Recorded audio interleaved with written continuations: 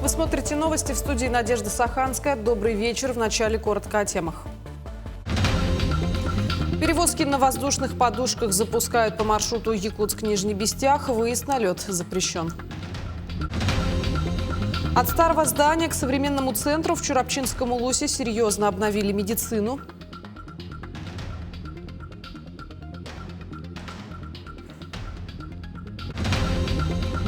В Якутске в эти дни отмечают 95-летие горного улуса. Программа насыщенная и полезная.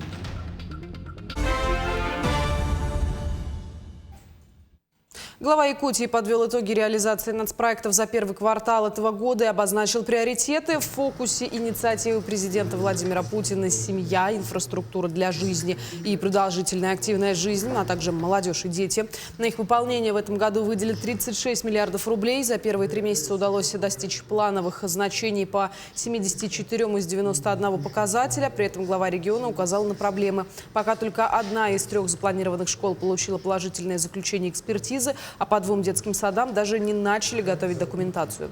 Кроме того, сорваны сроки утверждения программы переселения из аварийного жилья.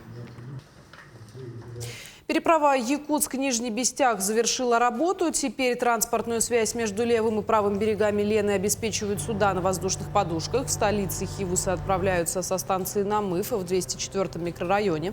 После закрытия переправы Хатас и Павловск в эти выходные подушки начнут курсировать и там. Стоимость поездки осталась такой же, как и в прошлом году. Однако в период ледохода, когда в дело вступят аэроботы, цены могут колебаться. Ну, как показывает практика прошлых годов, перевозчики вынуждены увеличивать на короткий момент, буквально на пару дней, когда идет активный шугоход, они увеличивают тарифы, но это устанавливает сам перевозчик. Но связано это, конечно же, с дополнительными колоссальными затратами, с пересадками на аэроботы класса «Тайфун». В Якутске мужчину лишили российского гражданства. Установлено, что 34-летний уроженец Центральной Азии умышленно организовал незаконное пребывание иностранцев на территории России. Мужчина сдавал в аренду жилые помещения и предоставлял своим клиентам подложные гражданско-правовые договоры для постановки на миграционный учет. Таким образом, на территории своего частного дома осужденный зарегистрировал свыше сотни иностранных граждан. Кроме того, 4 года мужчина, официально не являясь предпринимателем, изготавливал и реализовывал хлебобулочные изделия. Сумма дохода от незаконной деятельности составила и превысила 10 миллионов 314 тысяч 173 рубля. В соответствии с федеральным законом о гражданстве Российской Федерации, Министерство внутренних дел по Республике Саха-Якутия в отношении данного лица прекращено гражданство Российской Федерации, после чего у него изъят паспорт гражданина Российской Федерации. В 2026 году Министерство внутренних дел по Республике Саха-Якутия прекращено гражданство Российской Федерации в связи с совершением преступлений на территории Республики Саха-Якутия 3 выходцам из Средней Азии. В Чурапчинском улусе заметно улучшилась медицинская инфраструктура. Появилась вторая очередь больничного комплекса Чурапчинской ЦРБ. Установили МРТ, построили морг и открыли врачебные амбулатории в селах Арылах и Дерин. Особо радостное событие – новая амбулатория в Дерине. С 2008 года медучреждение ютилось в старом здании, а с 2024 принимает пациентов в современном помещении. Здесь есть стационарное и дневное отделение на 5 коек и все необходимое оборудование. Теперь качественная первичная медпомощь доступна жителям 4 наслегов и 2 населенных участков – Мельдикси и Орга. В 2008 году из-за аварийного состояния больницы переселили в старое здание администрации, построенное в 1989 году. В 2024 году в рамках программы модернизации первичного звена здравоохранения по национальному проекту здоровья была введена новое здание врачебной амбулатории.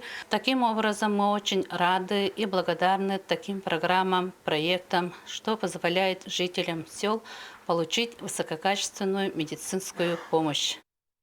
В республике продолжают оснащать бойцов СВО. В зону боевых действий направлены 62 единицы техники и более 140 тонн гуманитарного груза, волонтерская помощь и адресные посылки. Координационный центр «Вместе к победе» организовал перебазировку техники в Нижний Бестях. Там создана автобаза, размещены 11 единиц техники и начато хранение гумгруза. Ко Дню Победы также отправлены продуктовые наборы. Их распределят через опорные пункты. В Якутске подарки получат и участники СВО в отпуске. Выдача будет по адресу Амосова, 18. Сегодня все хозяйствующие субъекты, органы государственной власти, муниципальные образования находят новые механизмы и не снижают уровень помощи, который нужно направлять в зону специальной военной операции. Пользуясь моментом, хочется поблагодарить руководителей и работников разных отраслей, жителей нашей республики за ту стабильную помощь, которую оказывают Северо-Восточному фонду помощи и поддержки Донбасс для бесперебойной помощи и не снижения уровня помощи дополнительной нашим военнослужащим. С 15 по 19 апреля в Якутске отмечают 95-летие горного улуса. Программа насыщенная и полезная. В первый день участники возложили цветы к памятникам выдающихся земляков, а детская школа искусств села Бердигистяк подписала соглашение с Якутским художественным училищем. Гости увидели детскую выставку «Фантазия без границ». Ученики ДШИ копировали рисунки знаменитого художника Афанасия Осипова. Вечер завершился ярким концертом «Цветущий горный край» с песнями и танцами. А параллельно работали ярмарка местных товаров и выставка народных ремесел. Особенно ценно, что все вырученные средства пойдут на поддержку участников специальной военной операции. Впереди еще несколько дней праздника. Для нас это большая радость. Нам всегда нужны талантливые ребята.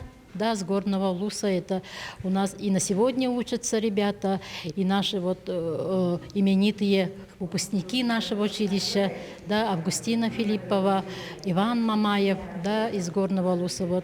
Афанасий Осипов у нас работал, тоже очень гордимся этим, да. И сегодня выставка уникальная по работам именно Афанасия Осипова. Ребята, да, вдохновляются от работ большого мастера. И это дорогого стоит. Также в Национальной библиотеке республики состоялась презентация книги Людмилы Слепцовой «Горный. Вторая Родина», приуроченная к юбилею Горного района. Издание посвящено приезжим специалистам из разных районов Якутии и городов России, которые, начиная с 40-х годов, связали свою судьбу с тогда еще новонаселенной территорией и трудились во всех сферах народного хозяйства. В книге представлены краткие биографии героев и истории о том, как они выбрали этот край своей второй родиной. Работа над изданием заняла порядка 4 лет. Особенностью книги стал размещенный в ней QR-код, по которому можно посмотреть фильмы о событиях 50-х годов.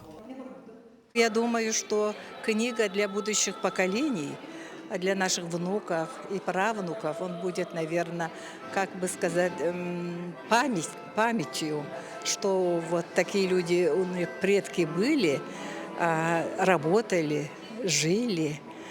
И поэтому пусть они почтят. Не зря я слоган взяла: «Блажен, кто предков чистым сердцем чтит». Это Гёте сказал. ДНК клинка. Именно под таким названием в Национальном художественном музее Якутии открылась выставка, представляющая нож как емкий образ, объединяющий технологию, культуру и авторскую идею в одном изделии. В экспозиции представлены работы двух мастеров – Жикжита Байксаланова из Бурятии и Романа Петрова из Якутии. У одного автора форма подчиняет материалу, у другого, наоборот, рождается из его природы и свойств. Проект показывает, что даже внешне похожие клинки могут кардинально отличаться по характеру, как люди с разным внутренним кодом. Выставка будет работать с 17 апреля. Оба мастера утилитарный предмет показывают как искусство.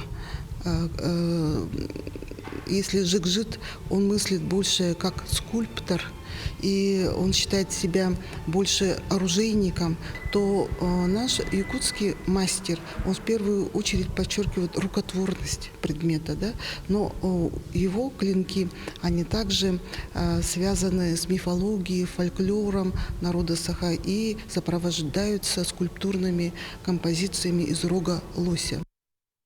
В В Центре творческого развития и гуманитарного образования школьников Алекминского района прошли соревнования по алгоритмике и основам программирования среди дошкольников и учащихся первых и вторых классов. Сегодня практически нет сферы, которой не коснулась бы информатика. Гаджеты, телевизоры, умные приборы. У каждой вещи своя начинка. Но начинается все примерно так же, как и в нашем сюжете. Пчелка, которая помогает ребятишкам младшего возраста изучить основы инженерии. Да-да, на самом деле это первые шаги в серьезное завтра. Интересная игрушка, да, с которой с удовольствием играют, которые в то же время их учат основам алгоритмики, основам программирования. При подготовке мы тренируем память, да, учимся работать с материалом. С удовольствием работают дети. Азы программирования давно не только для взрослых. Игра переплелась с обучением. Во всех садиках есть либо пчелки, либо мышки. И ребята с удовольствием с ними работают. То есть это уже вот внедрено в систему, можно сказать, образования? Ну да, это уже запланированное у нас мероприятие ежегодное. Ребятишки волновались, но очень старательно строили путь маленькому роботу. Что больше всего понравилось? Когда мы пчелку водили. А до этого ты когда-нибудь пробовала? Ну, мы в садике пробовали. Тебе было интересно? Да. Что больше всего понравилось? Как мы делали путь мышки. Это трудно? Что вот было всего сложнее? Все сложнее ставить карточками. Мама Марка считает это большим плюсом. Это полезно. Во-первых, это развивает мало того, что мелкую моторику, а плюс к тому, это же еще и математические вычисления. Где-то на смекалку. Это начало же инженерии. Я очень рада, что мой ребенок ходит заниматься. У него педагог Марьяна Дмитриевна. Он ходит в детский центр на робототехнику. Плюс в саду с ними занимаются робототехникой. Я очень довольна. В заключении приятности плюс сертификат участника на память. И стимул на будущее. Участвовать еще. Надеюсь, на следующий год мы уже наверстаем и уже, думаю, будем занимать призовые места. Да, очень интересно. А дети с удовольствием откликаются? Да, им очень тоже интересно, они занимаются с удовольствием. И есть желание, конечно, победить.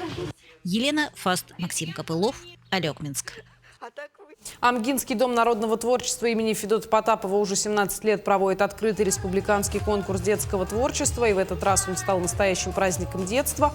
Более 500 талантливых ребят и около 78 руководителей приняли участие в мероприятии, где можно было проявить себя в самых разных направлениях. От вокала и хореографии до фольклора, моды и декоративно-прикладного искусства. Яркие номера, оригинальные костюмы и веселая музыка создали незабываемую атмосферу. А поддержать юных артистов пришли не только воспитатели, но и родители, бабушки и дедушки. С каждым годом число участников у нас увеличивается. В этом году мы этот конкурс провели 17 раз и приняло участие свыше 500 участников. В этом году конкурс приурочен к Году культуры. И в связи с этим специальные призы подготовили ветераны культуры Амгинского улуса. Это были все новости к этому часу. До встречи в итоговом выпуске новостей.